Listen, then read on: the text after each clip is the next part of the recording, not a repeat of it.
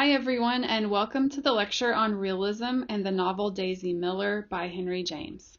This week we're going to define the qualities of realism in the 19th century, and we'll be talking about how some of those qualities appear in the first half of James's novel. We talked about the qualities of realism back towards the beginning of the semester, but I wanted to go ahead and do a review of those things now just because we've been moving away from fantasy literature and we're going to be focusing on realism from here on out. So as a reminder, realism focuses on the everyday, things that are ordinary, things that are individual, what can be proven and knowable, and not what exceeds or goes beyond the real. So in realism, there's not going to be anything supernatural happening. Examples of realism include references to historical events, but they're taken from an individual perspective. So realist authors are often trying to recreate real life in a way that readers would recognize. And even when there are large historical events happening, usually they're referred to sort of in the margins of the text rather than being central, because everyday writers and readers weren't necessarily right in the middle of major historical events. Instead, they were learning about them through newspapers and through community gossip and things like that. So realism is trying to recreate what it feels like to be just an ordinary person. That includes things like day-to-day events in life, some things that we might consider mundane or even a little boring, things like chores or household duties, social conventions, conversations, gossip, things to do with business or being out in the market. So anything that just involves everyday, ordinary life, that's the focus of realism. And the reason that realism really became popular is because people wanted to think about the everyday life as being really important, and in fact just as important as large, dramatized, heroic events. So this focus on realism actually occurred throughout the 19th century, not just in England, but across the continent as well. And one example of this you can see in the art of Jean-Baptiste Chardin, who focused on painting realistic, everyday, normal events. For example, like the ones that you see on the next couple of slides, a woman going to the market to get bread. So this is something that would be considered to be quite ordinary and plain. And here's another example of Chardin's emphasis on realism with a domestic scene entitled Saying Grace. Now, in the 19th century, you get really the height of realism, or the golden age of realism. And you'll remember from our previous studies that this is because during the 18th century and the emphasis on the Enlightenment, you have much more of a value on things that are knowable or provable through observation and empiricism. So what happens is that literature pulls in some of these same values in terms of how writing should be exploring what is true. And what is knowable and true has to be what is observable through our everyday experience. So authors begin adopting these same criteria as well as painters and trying to portray everyday life to give pleasure through a sense of being able to recognize or identify with the subject matter.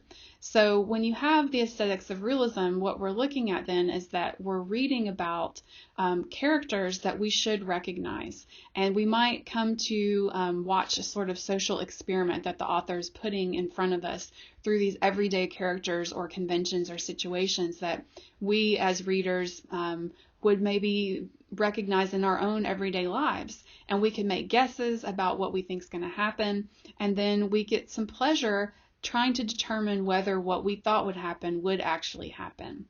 And there is, an overlap here in scientific terms or terminology, thinking about observing, experimenting, and then discovering if outcomes are right or not, because it's that same empirical mindset that we've mentioned before, where truth is being uncovered or explored, and that truth has to be in the everyday world. It is not going to be in a supernatural fairy world. It's not going to be something that only one person's subjective interpretation can verify. Instead, it is going to be something that is communal, something that we all can recognize to be true, and something that is realistic in the sense that within the believable world of the story, it could actually happen. Now, because so many other types of novels were kind of written in a much more romanticized, dramatic way, focusing much more on adventures than the everyday, What happens with a realist novel is that you do have subject matter that might border on becoming a little bit mundane. And in fact, authors within the text would use a narrator to sometimes warn readers to be prepared for the ordinary. They would say things like, don't expect there to be a lot of dramatic action here. We're just focusing on the ordinary, and that's okay. But they felt that the ordinary, or focus on the ordinary, was actually really important for readers because reading about the ordinary could be morally instructive. It would help people to re-see their everyday experiences and to give importance to moments that frequently go unnoticed. So there were values here within realism that were really being argued for about how everyday life was not something that should be overlooked. It is something that was significant and beautiful and valuable if we were willing to look close enough at it and to determine what it was in our everyday lives that could teach us. With such a focus on the everyday or the mundane, we might wonder if realism was actually so boring as to be unpleasurable for readers because it didn't have the same types of drama as previous literature. But really, what realists wanted us to understand is that pleasure was not absent. It's actually coming from a different place. It's emerging from the demonstration of truth rather than this sort of fantastical aesthetic experience of imagination. So again, imagination is still present. You're still imagining this deep, realistic world that the writer is creating for you. But rather than having to decipher that world and to figure out what these fantastical experiences mean, as in fantasy, instead you're comparing your world to the world of the story and figuring out if the story's world can teach you something new about your own world. So new knowledge is where that pleasure comes from. And again, thinking of it in terms of science might help you understand how realism works.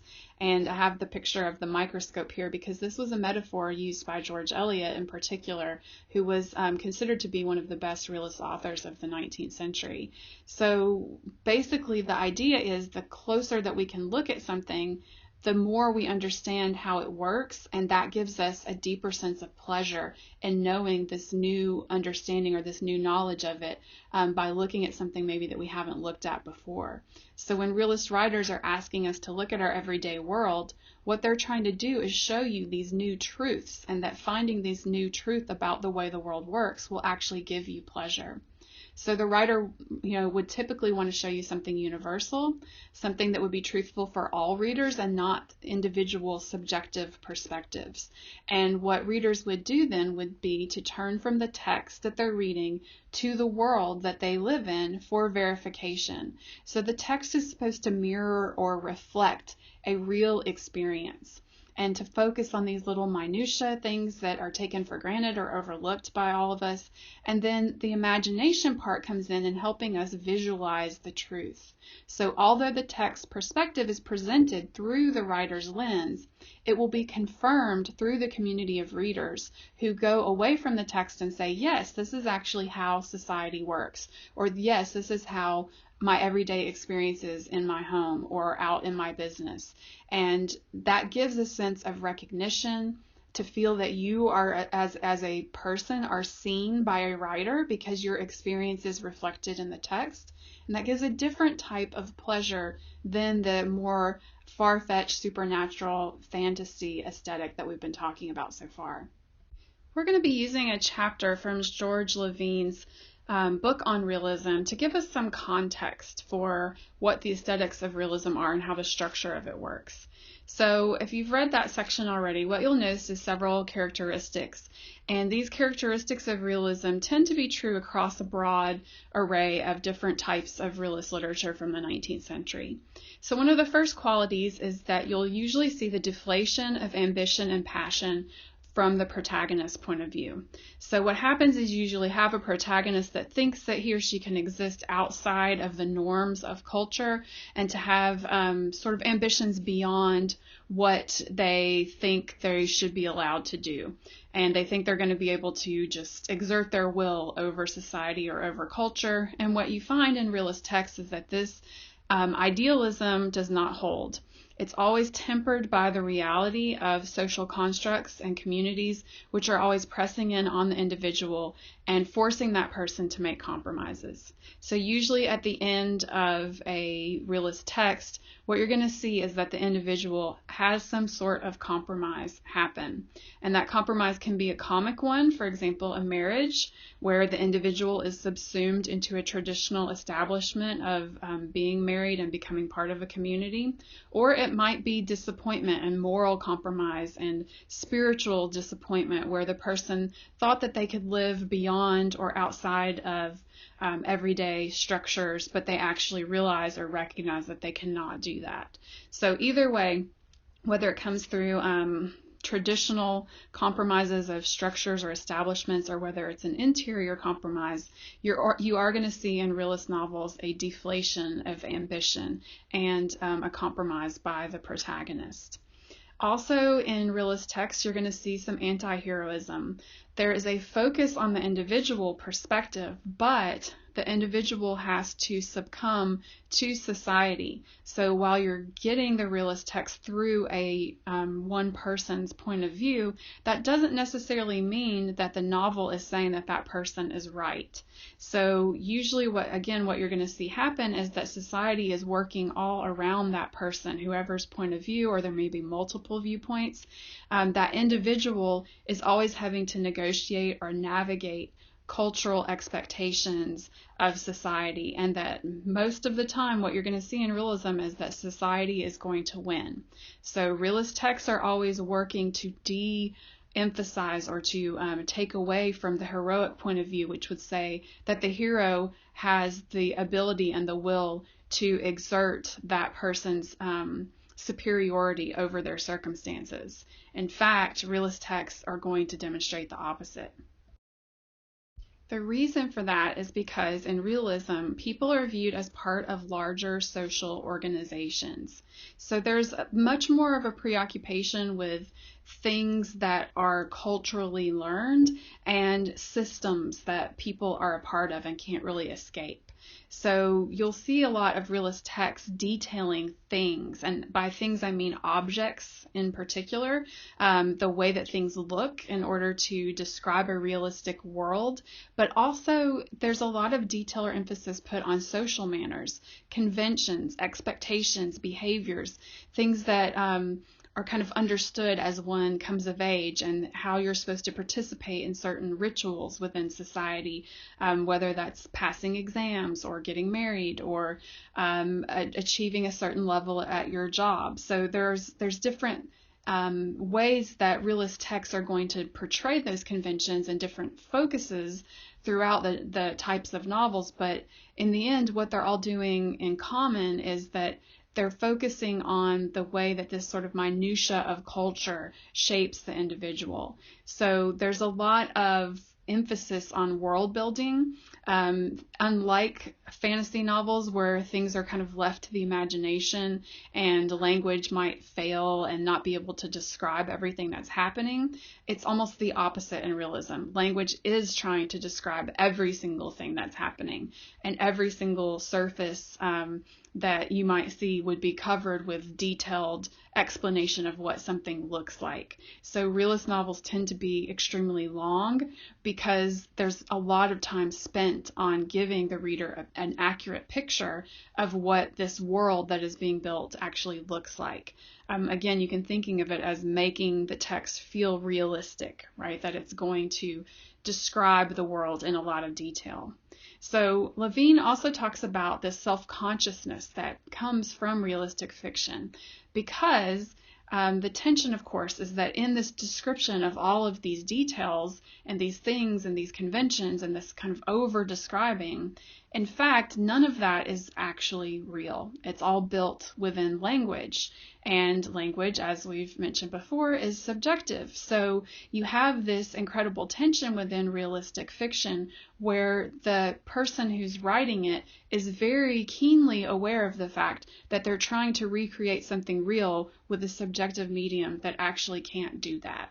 So what happens then is that you often have in 19th century novels a narrator that will call attention to this and try to excuse this in some way, or try to explain it away, even though they're at the same time trying to do the very thing that they acknowledge that they can't do.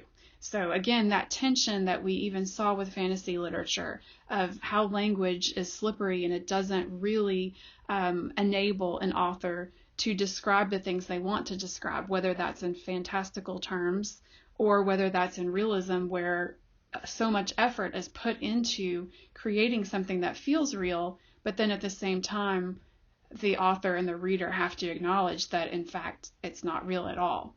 So there is that tension that underlies both fantasy and realistic literature, and here the realist author is going to be a little bit self-conscious about it, but also defending the accuracy and trying to teach the reader through the use of realism. And for 19th century British writers, teaching was really, really important. So authors were very concerned with the audience and with the reader's response to the text. So often what you'll see in 19th century British realist texts is that social issues are central. So often you'll see things like prostitution, child labor, issues of social class, the tension between economics and wealth, looking even at small town society and kind of the operating principles of communities. All of this, the way that the world works and the problems of the world, were the subjects of a lot of British realism. So because authors were looking out to their world and seeing these problems in the moment, they felt like literature's purpose should be to educate people. And there was a very sincere moral earnestness about this project during the height of realism. So as Levine mentions, the question was not whether the novelist would instruct the reader, but how would the novelist do it? What parts of realism would they use in order to teach the reader something about these very pressing social issues that they saw? So very, very opposed to, for example, the earlier work that we talked about with the medieval times, or the medieval emphasis in Victorian literature and that sort of escapism that happened with trying to write about texts that were more removed from everyday life. British realism was much more concerned with what is happening right here, what's outside my window, what are the problems of my neighbors, and how am I addressing them in my text so that the reader can actually learn something. So realism then became a way for the reader to see the world more clearly in order to respond to those pressing issues of a changing culture. So it was very important for many realist authors that people would read their text and not just say, oh, well, that was a really fun, imaginative experience, and forget about it. Instead, it was, I'm going to read this text and then now I'm educated about factory conditions in Victorian England. What am I going to do about it? So this, didactic purpose of writing realist fiction was very key to the way that people were thinking about what the novel should be doing and how it should be conveying both pleasure, but most importantly, a sense of truth about what life was like. So now we'll turn to Daisy Miller, and you'll remember Henry James is the same author that wrote The Turn of the Screw. So we've already discussed him in terms of this tension between the real and not real, the supernatural versus the uncanny, and whether or not we thought that the governess in The Turn of the Screw was crazy or if she was seeing ghosts or not. Now we're going to look at what he's actually much more well known for, a realist text. So he's primarily known as a realist author. He was, you'll remember, an American who chooses this life as an expat in England, and he, for that reason, also liked to write about transatlantic themes, meaning both sides of the Atlantic Ocean. So in this case, Daisy Miller is really about how will an American girl traveling overseas be perceived in this new culture. And some of the questions that are raised by the text are, will Daisy play by society's rules? This new society that is in fact different than American society. And we kind of have this curiosity, or the suspense comes merely from asking what's going to happen to her. Is she really a good person, or is she a bad person? We're outside of her point of view. We're reading the text through Winterbourne and through this small narrative moments by an unnamed narrator. But for the most part, we're being asked to think about how to categorize Daisy, just like everyone else is being asked this question based on her behavior and her interactions.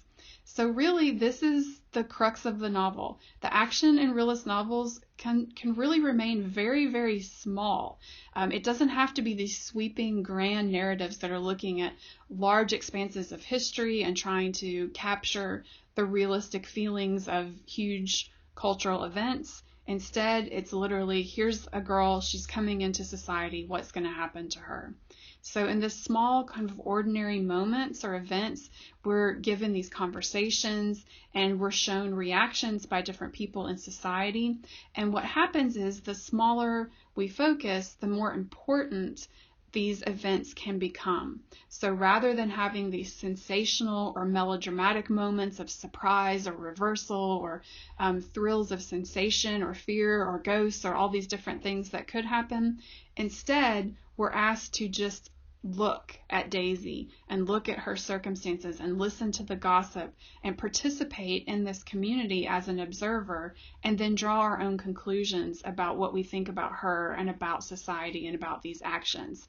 And James himself, as the narrator, doesn't really intrude too often to guide or to steer us completely. We're kind of dependent on Winterbourne's descriptions of Daisy and of his own reactions and then other people's reactions, and that helps shape our understanding of her and of the realism of the society that she's participating in. So since we're going to spend next week talking about the novel in more detail, what I'm going to do as a way to conclude this part is just to ask you to think about a few moments of note within the novel. So just to get us started in thinking about how the novel is demonstrating realism, I want you to think about how the first section looks very similar in some ways to some of the key qualities that Levine has identified. There's this narrator who's calling on communal memory for verification of the text. So he says or she says something like, "As many travelers will remember." There's this invoking of, hey, we've all been to this place. You all remember what it looks like. So the text is asking you as the reader to think about your own real world experience as a 19th century person and compare it to what the author is describing. So again, it's the expectation that truth is going to be demonstrated here right at the very beginning, because we've all been to this place. We all know what this looks like. We all expect it to be the same. So this communal memory helps to ground the narrative in a realistic moment. You also have Winterbourne's understanding of social conventions, and the text is really showing his knowledge, but also teaching really a social lesson about appropriate behavior to readers. So he's going to give us this point of view, and as he's surprised by Daisy, what that does is signal to readers, aren't you surprised too? Isn't this a moment where she's transgressing in some way or doing something that's a little bit unusual? And wouldn't you be offended by this, reader? And shouldn't you also, the implication is, not do the things that Daisy is doing?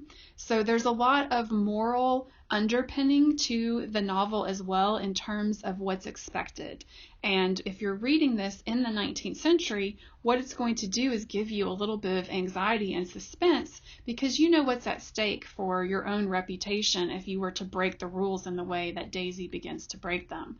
And so for this reason, the text is also pushing towards a moral truth or a moral point through this social lesson, even though it's not as extreme as, say, for example, factory working or child labor or things like that. It's still shaping a realistic point of view for readers who would understand and expect certain things to be happening or not happening within these social conventions.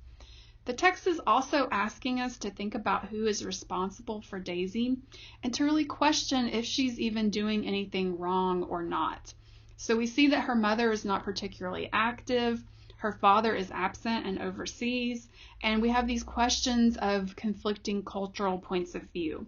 That Daisy doesn't feel that she's really doing anything wrong, She feels like she's allowed to kind of make her own choices and decisions and doesn't have to really play by the rules that are clearly in place and trying to constrain her within her time with Winterbourne. But she's also at the same time very much aware that she's doing something wrong if she acknowledges the rules that she's expected to play by. So she's doing this kind of balancing act between, is she actually innocent of the rules and just doesn't know better, or is she actually purposely manipulating the situation and she just doesn't care?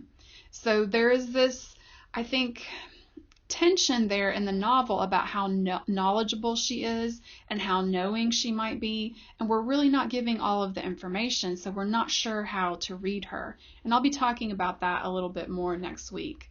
But for now, I want you to just think about, as you continue reading the novel, what Winterbourne's anxiety is really about. And I think part of that is his fear of Daisy's potential class transgressions, also being a point of attraction for him, because he himself doesn't want to be the person to break all the rules and to be pushed out of polite society, but he also really appreciates the fact that she's maybe not playing by all of these rules in a way that he also wishes that he could do. So it's that tension of being worried about someone, but then also being really attracted to them despite the fact that they have that bad reputation or they're gaining that bad reputation. So again, not something that's usually the subject of these earth-shattering, huge, expansive novels. Instead, we're focusing on the everyday, small behaviors, gossip, social conventions, really simple events. But we're being asked to take those things very seriously and to see what happens to both Daisy and Winterbourne as the focus and our protagonists of the text. And we can make some speculations about what kind of compromises they may end up having to make or to experience as the trajectory of realism begins to push back against these individual desires to go up against society's barriers. So we'll talk more about that next week. Thanks.